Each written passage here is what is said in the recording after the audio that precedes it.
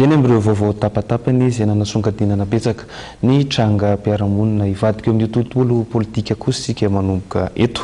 Namoaka fanambarana androany ny zanaky Sofia ka voalaza tamin'izany fa tsy aradrary ny fanenjiany ny sénateur Lilson René mitaky ny ampitsaharana ny fanenjiany ity parlemanta ity araka izany ny zanaky Sofia.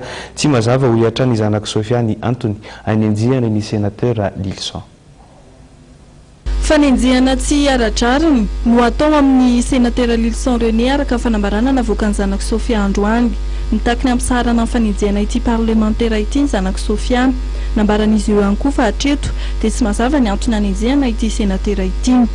Rehefa tonga teto Antananarivo ny solon-tena Andray aman-dreniny Sojabenay avy any faritra Sofia hifampiresaka amin'ny fanjakana isan'ny ambaratongany dia navezivezy ary tsy nomena valiny mahafa-po ny antony mazava hanenjehana l'olona Lilson.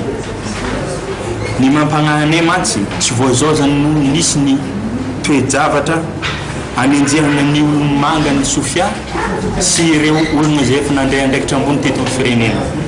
Faharoa, io olona io dia olona fiarahamonina nandray andraikitra foana ary tsy nanosy votanana na teo amin'ny ratsy ary na teo amin'ny tsara na rehefa misy aza ny fahoriana dia tsy mba nagnavakavaka izy ary nafaritra iza nafaritra aiza.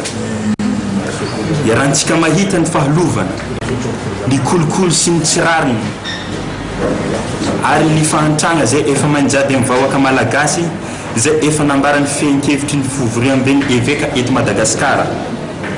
Inona no heliko ny l'olona Lilson René de Roland raha nanamafy io fanambarana io ny amin'ny fiombona ben'ny évêque zay nampiasa sy nampiasa ny zoma olom-pirenena azy na namin'ny asa l'olona Madagasikara azy.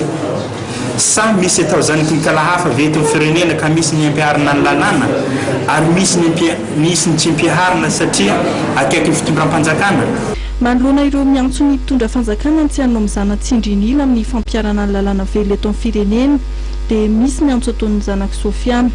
Miangavenao ampanajana Andriamatofoloha mba hampitsahatra vetrany ny fanenjehana tsy andrariny zay ataon'olona tia tanindrazana toy ny ray aman-dreny l'olona Lilson zay olombo fidinay fa tsy hanaiko moramora ny tsindry hazolena atao aminy ny zanaky faritra Sofia. Nosokadina indrindra ireo nandritra ny fanatam-panao gazety ny tanterahany zanaky Sofia androany teny Tamoro.